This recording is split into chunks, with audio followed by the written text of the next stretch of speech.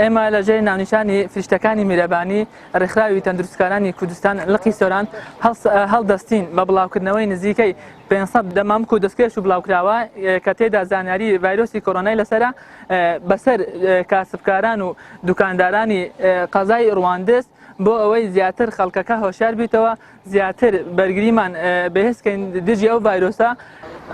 ئامانجمان دابشکردنی دەستوانە و دەستکێش و بڵاوکراوەیەکی تەندروستی دژی کۆڕۆنا ئامانجمان زیاتر لەوەیە خەڵکی وشیار بکەینەوە و ئەگەر بە شتێکی بەسیتیش بی کە ئەو شتانە گرنگن بۆ خۆپارێزی لە کۆڕۆنا و زیاتر وعیشی پێویستە هەر ئەو شتانە بەس نییە کە ئێمە بڵاویەکەینەوە.